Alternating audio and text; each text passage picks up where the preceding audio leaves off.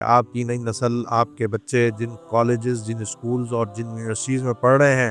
ان سے جس طریقے سے اس دین کو ہی چھینا جا رہا ہے، اللہ کے اوپر جس طرح سے باتیں کی جا رہی ہیں، اللہ کا جس طرح سے مذاق اڑایا جا رہا ہے، لوگوں کو اللہ کے متعلق شکوک اور شبہات میں مبتلا کیا جا رہا ہے، یہ مت سمجھیے کوئی امریکہ یورپ میں پڑھنے والے ہیں، آپ کے ہی انہی علاقوں، انہی ایریاز کے اندر یہ اسکول، بلکہ کچھ تو ایسے اسلامک اسکولز ہیں جن کے بچے پڑھے ہوئے آئے اور ان سے جب گفتگو ہوئی تو پتہ چلا ان کے اندر بھی کہیں نہ کہیں یہ کسی سائڈ سے، کیونکہ پڑھانے والے ٹیچرز کیا پڑھا رہے ہیں ہر چیز کو تو مانیٹر نہیں کیا جا سکتا، وہ جراثیم کہاں سے آ رہے ہیں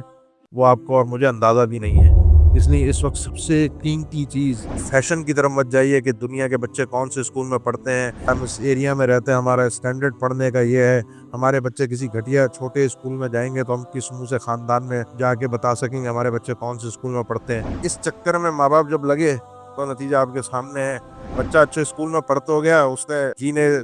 کے سلیقے سیکھ تو لیے، بات کرنا اس کو اچھے اسٹائل میں ہاتھ ہو گیا، لیکن وہ اللہ کو نہ پہچان سکا، اللہ کے متعلق ادب کو بھول گیا۔ کیا فائدہ ایسی تعلیم کا، کیا فائدہ ایسے اسٹینڈرڈ کا، کیا فائدہ ایسے فیشن کا جہاں میرا دین، میرا اسلام،